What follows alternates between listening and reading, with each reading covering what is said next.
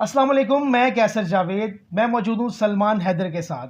Sir, question पहला ये है, इमरान खान साहब ने रैली जो है निकाली थी और अब मज़ीद जो है जलसे जुलूस का ऐलान किया है अगले हफ्ते से 14 मई तक सुप्रीम कोर्ट के लिए। सर, क्या देखते हैं? अच्छा, पहली बात है good luck to your YouTube channel और अल्लाह आपको कामयाब करे। और जिस तरह से आप बात कर रहे हैं मुझे इससे थोड़ा अंदाज़ा भी हो रहा है कि ये आपका चैनल बड़ा ज़बरदस्त चलेगा। इमरान खान साहब की रैली ये एक पूरी स्ट्रेटजी का हिस्सा है। वो जो कहते हैं ना, तंग आमद बजंग आमद, जिस तरह ये डिले टैक्टिक्स गवर्नमेंट इस्तेमाल कर रही है। और यानी दो रुख, ये भी बहुत कम देखा गया पाकिस्तान की 70 साल तारीख में, कि ये दो रुख नहीं बल्कि 100 रुख हो चुके हैं। एक तरफ पार्टी के कायद कुछ और कहते हैं और पार्टी के सदर कुछ और कहते हैं, पार्टी के चीफ ऑर्गेनाइज़र कुछ कहती हैं। जैसा अभी नवाज शरीफ साहब ने 2 दिन पहले कहा कि हम तो 3 और 4 वाले बेंच को नहीं मानते हैं, हम 2 और 3 वाले को नहीं मानते। तो उसी बेंच के सामने ये लोग पेश भी होते हैं और फिर बिल्कुल पिक्चर का रुख दूसरा हो जाता है। तो इमरान खान साहब को भी बहुत अच्छे से अंदाज़ा है कि ये सारे डिले टैक्सेस के किसी तरह ये 14 मई की तारीख ये लोग गुजार दें, ताकि वो जो आइन की कदगन है, ये सारी जमातें अपने रिप्रेजेंटेटिव फारूक नाइक की मौजूदगी में ये कह सके यार उन तो 14 मई भी लांग गई। अब बताएं आइन की कदगन किधर गई? जब इतना गुजर गया तो थोड़ा वक्त और गुजार जाते हैं। तो इमरान खान साहब को इस चीज़ का बहुत पता है और जिस तरीके से ये स्ट्रेटजियाँ प्लान हो रही हैं, अब ये लोगों की माओ बहनों तक पहुँच चुके हैं।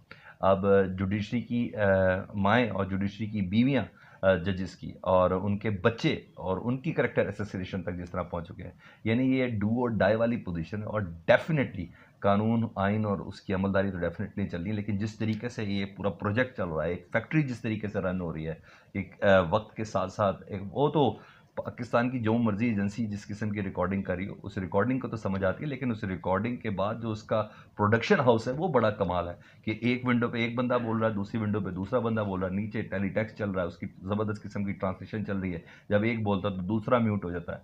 ये कोई छोटे मोटे काम नहीं है, ये वाकई एक ज़बरदस्त किस्म का एक सेटअप है जिसके ऊपर चल रहा है। तो इन तमाम चीज़ों को इमरान खान साहब देख रहे हैं। मीनवाइल उसी दौरान इमरान खान साहब के ऊपर पर्चे भी हो रहे हैं। मीनवाइल उसी दौरान इमरान खान साहब के लोग गिरफ्तार भी हो रहे हैं। मीनवाइल उसी दौरान इमरान खान साहब के ऊपर प्रेशर भी डालने की कोशिश की जा रही है। तो सर्टन कुछ तेज़ियाँ आई हुई हैं, तो खान साहब को भी उन तेज़ियों का पता। और इस मौके पर उमर अता बंदियाल, ये जुडिशरी की रिस्पेक्ट के हवाले से बहुत बड़ा नाम रह जाएगा।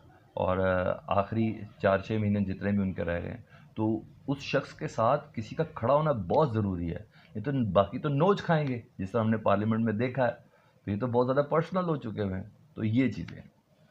सर, रैली में कल इमरान खान साहब ने कहा कि मुझे कत्ल भी किया जा सकता है। जी, जी। सिक्योरिटी के हवाले से बताएं कि उन्हें क्या करना चाहिए? क्या वो ये जलसे जो करना चाह रहे हैं ठीक टाइम पे कर रहे हैं? पहली बात तो ये कि इमरान खान साहब ने ये पहली बार नहीं कहा मुझे कत्ल किया जा सकता है, मगर रैली के अंदर ज़्यादा अहम बात यह है कि पहले जिन असाब को डर्टी हैरी के नाम से वो याद करते थे, अब बाकायदा उनके नाम ले रहे हैं ना। इसका मतलब है कि पीटीआई और इस्टेब्लिशमेंट के बीच का गैप बहुत बढ़ चुका है। बहुत, वो साबिक प्राइम मिनिस्टर है, उसके पास भी बहुत ज़बरदस्त किस्म की इंटेलिजेंसिया है जो जो उसको भी अपडेट करती है कि सर फलाना है, फलाना है, फलाना है, फलानी है। जब सीधा हाजिर सर्विस जनरल का नाम ले लेना, तो उससे मुराद ये है कि इमरान खान साहब को अब पता चल चुका है कि इस गैप को कवर नहीं किया जा सकता। तो उन्होंने न सिर्फ अपनी मिसाल दी है, उन्होंने बहुत सी मिसालें भी उसमें शहबाज गिल भी दी, उसमें आज़म सवाती भी कहा, उन्होंने सबका कहा कि ये तमाम अफराद के साथ जो सलूक हुआ उनके पीछे यही शख्स है। क्योंकि 3 दिन पहले जब वो बात कर रहे थे, उन्होंने कहा मैं इसलिए डर्टी हैरी कहता हूँ, असल नाम नहीं लेता क्योंकि अखबार नहीं छापेंगे। फिर मैंने नेक्स्ट मॉर्निंग सुबह अखबार देखा तो लफ्ज़ डर्टी हैरी छपा हुआ था ना, तो नाम नहीं छप सकता। तो खैर वो तो आज भी नहीं छपा, लेकिन बहरहाल तो खान साहब की सिक्योरिटी पाकिस्तान का कोई इदारा उनको नहीं दे रहा। ये बात बड़ी कैटेगोरिकली क्लियर है। ये भी पाकिस्तान की हिस्ट्री में पहली बार है कि पाकिस्तान के किसी लीडर को उसकी आवाम सिक्योरिटी दे रही है। जा निसारान बेनज़ीर भुट्टो तो हमने सब सुना था ना, वो अच्छी खासी बलि दी उन्होंने, कराची में भी दी और उसके बाद इस्लामाबाद रावलपिंडी में भी दी, और मगर बेनज़ीर भुट्टो चली गई। तो ये कुछ सर्टन किस्म अजीबो-गरीब किस्म के जानिसार हैं जो बाकायदा नॉमिनेट नहीं हुए, जिसमें मर्द भी शामिल हैं, ख़वातीन भी शामिल हैं, फैमिलीज़ भी शामिल हैं, बूढ़े भी शामिल हैं, बच्चे भी शामिल हैं। तो इस वक्त इमरान खान को सिक्योरिटी पाकिस्तान की आवाम दे रही है। और ये जो चारों तरफ से इमरान खान साहब कवर हैं, तो ज़ाहिर बात है किसका दिल करता है अपनी जान इस तरह ले लें। तो ये इतना पंप ना करें। जिस शख्स के ऊपर 2 हमले हो चुके हैं वो खुद कह रहे हैं मेरे पे वजीराबाद में भी हुआ, मेरे पास जुडिशल कॉम्प्लेक्स में हुआ। तो इतना तो बनता है, ज़रा अगर किसी को इतराज़ हो से कहना ज़रा अपनी उंगली कटा के बाहर जाने की कोशिश तो करें। वो बुलेट नहीं मार सकता, तो इमरान खान को इतनी भी इजाज़त नहीं है। अच्छा सर, नून लीग जो प्रेशर डाल रही थी अदालतों के ऊपर, खान साहब की इस रैली से क्या वो प्रेशर आपको हटता नज़र आता है? पहली बात तो ये है कि नून लीग या पीडीएम, सिर्फ नून लीग ना क्या करें, पीडीएम का करें, आप ये कह के ना उनको बेनिफिट ऑफ डाउट दे देते हैं। इस एक एक जुमले के अंदर शरीक है पीपल्स पार्टी, एक एक जुमले के अंदर एक एक इन हरकतों को शरीक है एएनपी।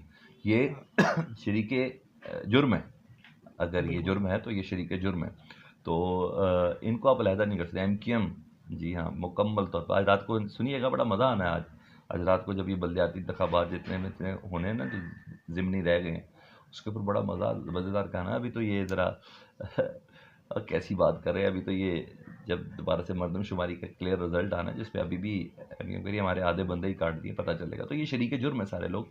तो अदालत इमरान खान की रैली से इनके ऊपर कोई प्रेशर नहीं है भाई। मसला ये जिसके ऊपर प्रेशर डाला जाए वो प्रेशर ले रहा है, उसने प्रेशर नहीं लिया ना। उमर अता बंदयाल साहब ने अपने जजेस के बीच में बैठ के कहा कि मुझे ये चाहते हैं मुझे इश्तिहार लेना, ये चलाते थे मुझे गुस्सा। हम गुस्सा करते ही नहीं, हमने तो सुओ मोटो लेना भी छोड़ दिया। हम आइन और उसके कानून उसकी अमलदारी करेंगे। हाँ, अब हम 14 मई के फैसले तक नहीं रुकेंगे, हम इसके आगे की चीज़ों के ऊपर जाएंगे। तो आगे की चीज़ें कौन सी हैं वो है। हाँ, रही बात इस वक्त पीटीआई ये समझती है कि इमरान खान साहब बाहर निकलें तो जुडिशरी को भी थोड़ा हौसला हो ना, ये ना हो जिस तरीके से बातें कर रहे हैं। जब बात ही इतनी पर्सनल होगी तो मैं क्या करूँ, जब किसी की माओ बहनों को ही नहीं बख्श रहे ये जजेस की, तो जब नहीं बख्श रहे तो इसका मतलब है कि कितना पर्सनल हो चुके हुए हैं। बका की जाएंगे जी, जिसने जिस तरह लड़ना है वो लड़ ले। तो खान साहब डेफिनेटली जाएंगे तो प्रेशर तो होगा। अवाम के ऊपर बड़ा बोझ है जी, अवाम को ये बोझ उतारना है हर हालत में कि इस बार उन्होंने डिसाइड करना है कि क्या चीज़ है। सर, ये जितना लुब्बे लुबाव इलेक्शन पे आ जाता है, जी जी, आप क्या देखते हैं इलेक्शन कब हो रहा है? मैं हमेशा से कहता हूँ जो भी करेंगे इदारे करेंगे, ये बड़ी तय है। या इदारा नंबर 1 हो, या इदारा नंबर 2, या इदारा नंबर 3 हो, या इदारा नंबर 4 हो। पाकिस्तान में सियासी जमातों ने सिलेक्शन का फैसला नहीं करना। अब थोड़ा सा ना मिडिल ऑर्डर पे चलते हैं। इनको बहुत अच्छे से पता है पूरी पीडीएम को कि इमरान खान 2/3 से कुछ ज़्यादा लेके जा सकता है और इनकी मौत है। इमरान खान की मोहब्बत में लोग इमरान खान को शायद वोट देंगे तो दें, मगर ये जो 2/3 वाला और क्लीन स्वीप वाला ना, वो इनकी नफ़रत में देंगे। जिस तरीके से इन्होंने 13 महीने में पाकिस्तान को बर्बाद किया है, जिस तरीके से पाकिस्तान की आवाम को रोटी से दूर रखा है, जिस तरीके से पाकिस्तान की आवाम के हाथों में वो कहते हैं रेत की तरह से निकल गई, जैसी भी थी इससे बहुत बेहतर थी पीटीआई की गवर्नमेंट।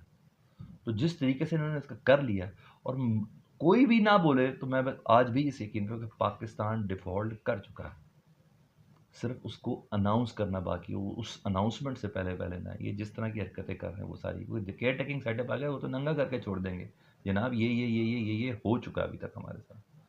तो ये चीज़ है। सर, अगर इमरान खान 2023 में वज़ीर आज़म बन जाते हैं, जी। एक अवाम में कयास आराइयाँ पाई जाती हैं कि क्या इस्टेब्लिशमेंट और आसिम मुनीर साहब जो जनरल साहब हैं उनके साथ कैसे ताल्लुकात होंगे इमरान खान साहब के? पहली बात तो ये है कि अगर इमरान खान वज़ीर आज़म बन जाते तो इमरान खान साहब के ऊपर बहुत बड़ा बोझ है। वो जो तशनगियाँ थी ना 2018 से 4 सालों के अंदर, उनको दूर करनी पड़नी है। इमरान खान साहब कोई बहुत ज़्यादा बेहतरीन डिलीवर नहीं कर सके अपने वक्त में, ठीक है। ये अवाम को गुस्सा ये है कि उनको उठाया क्यों भाई, क्या लिया, किस बिना पर ये रियासत बचाई जाती है, क्या कर दिया ऐसा डिलीवर। तो इमरान खान साहब के ऊपर भी बहुत से कर्ज हैं। अभी तो अवाम उनको बेनिफिट ऑफ डाउट भी बहुत ज़्यादा दे देती है, जिसमें इमरान खान साहब खुद बता देते हैं कि मुझसे ये नहीं उसने कहा था, मुझसे ये नहीं उसने कहा था, मुझे उसका उसने कहा था। तो उस वक्त नहीं चलेगा, इसलिए वो कहते भी हैं कि मुझे 2/3 मेजॉरिटी से लेके आए। अब आ जाए बात आपके सवाल की तरफ, जिस पे आपने कहा कि इमरान खान साहब अगर बन गए तो क्या होगा। इसका है, ये पाकिस्तान की किसी भी सियासी जमात के लिए नहायत नुकसानदेह चीज़ है कि उसके इस्टेब्लिशमेंट के साथ ताल्लुकात बुरे हों। और ये पाकिस्तान के किसी भी इदारे समेत इस्टेब्लिशमेंट के साथ भी के लिए भी बहुत नुकसानदेह चीज़ है कि पाकिस्तान की 2/3 मेजोरिटी की दावेदार जमात के साथ उनके इतने ज़बरदस्त किस्म के इख्तिलाफात हैं।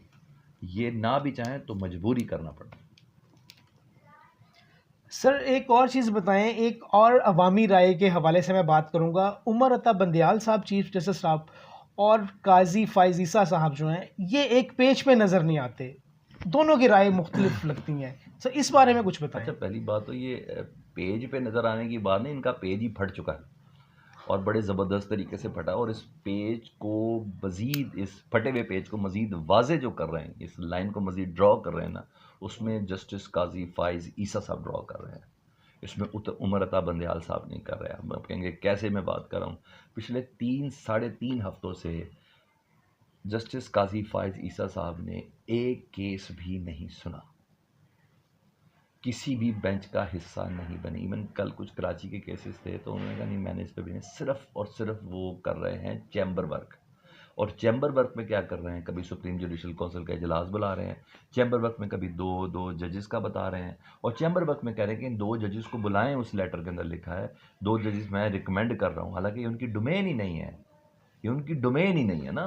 वो जो चीफ जस्टिस ऑफ पाकिस्तान की डोमेन है, जब बनेंगे तो अपने सारे शौक पूरे कर लीजिएगा। वो कह रहे हैं पाकिस्तान की अदालतों में इतने ज़्यादा केसेस है सुप्रीम कोर्ट में, और उनको सुनने के लिए हमें जजेस 2 चाहिए, और जो ये कह रहा है वो खुद 3 हफ्ते से किसी केस को नहीं सुन रहा है। तो वो जो डाउट्स है ना उसको बहुत क्लियर कर रहे हैं काजी फ़ाइज़ ईसा साहब। एक तो उन्होंने पार्लियामेंट के उस सेशन के अंदर जाके, असम्बली के, जिसको उन्होंने सेशन नहीं दूसरा नाम दे दिया और मिस्टर स्पीकर स्पीकर के बातें हो रही, उसमें जाके उन्होंने बहुत क्लियर कर दिया। दूसरा उमर अता बंदयाल के अंदर के जो हर साल ईद मिलन पार्टी देते थे, उसमें उस डिनर में सब जजेस और उनकी फैमिलीज मौजूद थी, ना जाके भी उन्होंने इसको क्लियर कर दिया। तो वो 1.5 इंच से भी कोई छोटी सी मस्जिद बना के बैठे हैं। इतना मैं आपको बता दूं, जो नून लीग आज उमर अता बंदयाल को के खिलाफ जिस तरह की ज़ुबान इस्तेमाल कर रही है, पीटीआई की जुबान का आपको बहुत अच्छे से पता है। ये घोड़ा, ये मैदान है, सितंबर अक्टूबर आ जाना है, फिर आप भी होंगे और मैं भी हूँगा। बिल्कुल सही, उस बहुत वक्त काजी फ़ाइज़ ईसा साहब होंगे। बिल्कुल ठीक कहा। अच्छा सर, जुल्फ़कार अली भुट्टो साहब ने सियासत में अपने कैरियर का आगाज़ वज़ीर ख़ारजा से किया था, और उन्हीं के नवासे बिलावल साहब ने भी वज़ीर ख़ारजा से सियासत में अपने कैरियर का आगाज़ कर दिया है। सर क्या देखते हैं मुस्तकबिल में? मुस्तकबिल में बिलावल को तैयार किया जा रहा है, जैसे कहते हैं ना वो, हाँ बस तैयार किया जा रहा है उनको वक्त के वज़ीर आज़म बनाने के लिए। उनके वालिद साहब बहुत सर तोड़ की कोशिश कर रहे हैं और बहुत कामयाब कोशिश कर रहे हैं। यही बात है कि पिछले 13 महीने में जब से बिलावल भुट्टो ज़रदारी साहब वज़ीर ख़ारजा बने तो वो पाकिस्तान विज़िट पर आते हैं, वो अपने मुल्क में विज़िट पे आते हैं, अदरवाइज़ वो हर जगह फिर रहे होते हैं। तो अभी तक वो पाकिस्तान के इमीडिएट हमसायों के पास नहीं गए हैं। तो आप देख लें, अफ़गानिस्तान में नहीं गए, शायद उनके जहन में हो कि इन्हीं की तरफ से मेरे वालदा को मार दिया गया था या किसी प्लान का चक्कर था, वो जो कुछ भी उनके दिमाग में आ रहा हो, अभी तक वो उधर नहीं गए हैं। वेयर इज़ ईरान, कहाँ देखनी है तमाम चीज़ें, पाकिस्तान के हमसाया में नहीं जा रहे भाई। आप मोज़म्बिक में जा रहे हो, आप सूडान में जा रहे हो, आप ज़म्बिया के लोगों से मिल रहे हो, आप यूरोपियन यूनियन में, आपने कुछ हासिल किया उसका? आपने एक टके की चीज़ हासिल नहीं की। भाई मुझे बता दें, अमरीकी सेक्रेटरी खारजा को फ़ोन करके बोला बहैसियत वज़ीर ख़ारजा आपने कि सर IMF से थोड़ी जान ही छुड़वा दें, आपका ज़ैली इदारा है, वो वर्ल्ड बैंक से जान छुड़वा दें, आप लोगों का ज़ैली इदारा है, कुछ तो कर दें। माजी में काम आर्मी चीफ ही करते थे ना, ये अपनी लॉबी इस्तेमाल करते थे, इस बारी भी हम आर्मी चीफ ही कहीं ना कहीं कुछ कर रहे होंगे। नहीं तो आज पाकिस्तान में GHQ में चीनी वज़ीर ख़ारजा ना मिल रहा होता आर्मी चीफ से, आज पाकिस्तान में GHQ में अफ़गान वज़ीर ख़ारजा ना मिल रहा होता। ये तो सियासी हुकूमत है, इनका क्या काम है सर? तो इसका मतलब है जो असल लोग चला रहे हैं। एक तो ये चीज़ हो गया। अब आगे बिलावल भुट्टो वाली बात को मैं ज़रा मज़ीद थोड़ा क्लियर कर दूँ। बिलावल साहब की ट्रेनिंग हो रही है और यही ट्रेनिंग उनका हिस्सा है। उन्होंने अभी तक वो अपना पॉलिटिकल CV जो है उसको मजबूत कर रहे हैं, बल्कि मैं और ज़्यादा बोलता हूँ वो इंटरनेशनल डिप्लोमेटिक CV अपना कर रहे हैं। कोई मैटर्स अ लॉट। तो वो जो ट्रेनिंग जब आपने भी नया यूट्यूब शुरू किया होगा तो आप भी थोड़े घबरा जाते होंगे ना, तो अब आप वो वाले हैं भी नहीं। तो इस तरह बिलावल साहब भी जब थे तो आपको याद होगा बड़े अच्छे से, पानी आता है, बारिश आती है, ज़्यादा पानी, थोड़ा पानी, ये सब वो कर रहे थे। तो अब ज़रा उनके अल्फाजों में ग्रिप ज़रा अच्छी आ गई है। It's a part of training, अच्छी बात है। हालांकि ये घरों में ट्रेनिंग होती है, उन्होंने सीधा प्रैक्टिस पे डाल दिया, तो इट्स मैटर अ लॉट। उनकी ट्रेनिंग हो रही है, तैयार हो रहे हैं, तैयारी कहीं और हो रही है, बस इतना सा है। सर बिलावल ने अभी रिसेंटली भारत का दौरा किया, इंडिया का, कश्मीर के हवाले से बात की है, क्रिकेट के हवाले से बात की है। सर इस पे थोड़ी सी रोशनी डालें। अच्छा, मेरा ज़ाती पॉइंट ऑफ व्यू पूछेंगे ना, तो बिलावल साहब, यार जो लोग अपनी क्रिकेट की टीम नहीं भेज रहे, आप अपना वज़ीर ख़ारजा उधर भेज रहे हैं, हैरानगी है आपकी बात में। आपने फॉरेन पॉलिसी को तबाह करके रख दिया। उसके बाद जिस शख्स ने आपको दावत दे के बुलाया, जिस शख्स ने आपको दावत, जयशंकर ही है ना वज़ीर ख़ारजा, उसने दावत दे के बुलाया। एससीओ उनके बाप का नहीं, पाकिस्तान उनसे सीनियर है इस शंघाई ताउन तंजीम में। पाकिस्तान इंडिया से भी सीनियर है उसका मेंबरशिप। जिस शख्स ने आपको बुलाया, उस शख्स ने आपके जैसे ही जहाज़ आपका टेक ऑफ हुआ, गोवा की हदूद से बाहर निकला, उसने प्रेस कॉन्फ्रेंस करके जयशंकर ने कहा कि मैंने पाकिस्तानी वज़ीर ख़ारजा बिलावल भुट्टो ज़रदारी के साथ वही सलूक किया है जो किसी दहशतगर्द स्टेट के स्पॉन्सर के रिप्रेजेंटेटिव के साथ किया जाता। तो भाई इससे बेहतर था कुछ सेक्रेटरी सुक्रेटरी ख़ारजा भेजते थे, आप वीडियो लिंक के ज़रिए खिताब कर लेते। मगर आपने उसके बाद से अपनी भी प्रेस कॉन्फ्रेंस इतनी कर दी, आपने लोगों को लगा दिया एकदम ताजपोशी से निकल के। शहबाज शरीफ साहब ने भी कह दिया कि इमरान खान ने बड़ा कह दिया, तनकीद कर दी, वो कर दी। भाई आपने फूलों के हार डाले थे, इमरान खान साहब भी यूनाइटेड नेशन में खिताब करके आए थे। आपने कुलभूषण पे क्या इमरान खान को जफ्फियाँ और पप्पियाँ ली थी, आपने अभिनंदन पे क्या किया था इमरान खान के साथ, ठीक है। तो आपका कवा सफ़ेद है। तो भाई, और मुझे ऐसा लगता है कि लाल साहब को नहीं जाना चाहिए था, इससे कोई दुनिया के सामने रोशन नहीं हो गए। ओ भाई, ये जज्बाती इंटरव्यू से कुछ नहीं होता। भुट्टो ने भी यूं करके कपड़े वो एक पूरी फाइल फाड़ी कागज थी, फाड़ जी। फाड़े थे, क्या होगा, कश्मीर आजाद हो गया। नवाज शरीफ भी बड़ी पंजों पे तकरीरें की होंगी, इस तरह इमरान खान ने भी बड़ी तकरीरें की होंगी। कश्मीर तो उधर ही है ना यार। ये जो ड्रामेबाजी है वक्त के लिए होती है। हाँ, उस रात जो है शायद कश्मीरी खुश होकर सोए हों कि आज बिलावल ने हमारी कोई बात की, बस ज़्यादा कुछ भी नहीं। सर अगर इलेक्शन होता है तो पीडीएम जो है वो इकट्ठे इलेक्शन लड़ेगी या तकसीम हो जाएगी? यार आप तो मुझसे नजूमी नागी वाले सवाल करें, मुस्तकबिल की भी सारी बातें मुझसे पूछ जा रहे हैं। वैसे मैं आपको फोर्स ही कर सकता हूँ, सवाल ही पैदा नहीं होता, सवाल ही पैदा नहीं होता। ये अभी इनको मुंह देना है। ये जो इन्होंने गलती से कर लिया है ना, एतमाद का वोट दोबारा दे दिया है, जिसकी ज़रूरत ही, जिसकी कोई आईनी हैसियत ही नहीं है। एतमाद का वोट उसे कहते हैं जो सदर पाकिस्तान भेजे कि जी आप एतमाद का वोट, उसने ना इनको, आप, मुझे ऐसा लगता है स्पेशली MQM ANP, इनकी सियासत को ना बिल्कुल सरफेस से उड़ा के रख दिया। वजह ये कि पहले तो कह सकते थे ना सर, वक्त की मजबूरी थी, इमरान खान को निकालना था, तो जाहिर बात है पाकिस्तान बचाना था, ये था, मतलब पाकिस्तान बचाना था, इन्होंने आर्मी चीफ बचाना था। आज ये कहते हैं ना उमर अता बंदयाल के जाने के बाद इलेक्शन कराएंगे, उमर अता बंदयाल शायद ROs के ऊपर कुछ इस तरह कर देंगे। तो बेसिकली अब इन्होंने दोबारा जिसे कहते हैं तजदीद अहद कर दिया है शहबाज शरीफ साहब के साथ। तो तमाम महंगाइयाँ और तमाम पेट्रोल की कीमतें, तमाम इंडस्ट्रियों का उड़ना बेड़ा गर्क है जी इस वक्त, किसी की कोई तवज्जो नहीं है। आप वज़ीर इत्तलात देखें तो इत्तलात का काम नहीं करी, सिर्फ बदवाएँ दे रही है इमरान खान को, ताने दे रही है इमरान खान को, तिश्तरें दे रही हैं। वज़ीर ख़ारजा साहब को मैंने आपको बता ही दिया है। वज़ीर दाखिला देख लें, वो सुबह शाम पता नहीं फितना फसाद बस यही कर रहे होते हैं, कोई चक्कर नहीं, मतलब का इनको काम कुछ नहीं पता। ना ये IMF के साथ किसी किस्म की कोई बात कर पा रहे हैं, ये भी इंटेंशनली है, क्योंकि IMF का प्रोग्राम होगा तो इनकी ज़रूरत क्या रह जानी है, इनका क्या फ़ायदा है फिर, इनसे क्या लेना है। तो ये सारी चीज़ें ये खुद ही कर रहे हैं। सर पंजाब का वज़ीर आला कौन बेस्ट होगा? अगर खान साहब हुकूमत बना लेते हैं तो वज़ीर आला पंजाब बेस्ट कौन होगा, किसको बनाएंगे? ये तो खान साहब ही बेहतर जानेंगे, लेकिन मैं अभी भी जानता हूँ कि मुझे 2 नाम बड़े ज़बरदस्त लगते हैं, तगड़े लगते हैं। तो एक तो परवेज़ इलाही, जी जी, कोई शक नहीं, यस बेहतर। दूसरा मियाँ असलम इकबाल, तीसरा हमाद अजहर, मुझे ऐसा लगता है। सर परवेज़ इलाही साहब ने कहा कि खान साहब ने गारंटी दी है कि परवेज़ इलाही या मोहन्नस इलाही पंजाब का वज़ीर आला होगा। उनके कहने में क्या अर्थ है, वो कह दें, खान साहब खुद कहें तो बात है। ठीक हो गया, बिल्कुल ठीक हो गया सर। सर चलते चलते एक ये बता दें मुझे कि ताजपोशी बरतानिया में हो गई है, बादशाह चार्ल्स जो है वो बादशाह बन गए हैं। जी। बरतानिया का मुस्तकबिल, बरतानिया के लोगों की किस्मत उनके हाथ में आ गई है, क्या देखते हैं सर? पहली बात तो इलाही बरतानिया का मुस्तकबिल उनके हाथ में है, ना ही बरतानिया की किस्मत उनके हाथ में ही है। ठीक वो है। इससे ज़्यादा कुछ भी नहीं कि ताज पहन के थोड़ा घूमे फिरेंगे, नथिंग एनी एल्स। कोई पाक इंटरनेशनल सियासत में उनका किसी किस्म का कोई किरदार नहीं है। वो एक लेगेसी है, कोई कई 700 साढ़े 700 साल पुरानी तख्त बरतानिया की, जिसमें 39 ममालिक के अंदर उन्होंने हुकूमत की है। वही वो करके एक अच्छा ज़बरदस्त किस्म का आवाम के टैक्सों से पैसा एक ज़बरदस्त किस्म का फंक्शन लगाया, लॉन्ग लिव किंग, यही सब जी जी करते जी। रहे हमने। बड़ी अच्छी अच्छी फिल्मों के अंदर भी देखा, तो इट्स गुड, बहुत मुझे अच्छा लगा। सिनेमाटोग्राफी बड़ी अच्छी थी, ये सब चीज़ें थी। इससे कोई रिलेशन, कोई ऐसी चीज़ नहीं है। बरतानिया ने वही करना जो अमरीका ने करना, नथिंग एल्स। सर बहुत बहुत शुक्रिया, बहुत थैंक यू सो मच आपको भी आपका। बहुत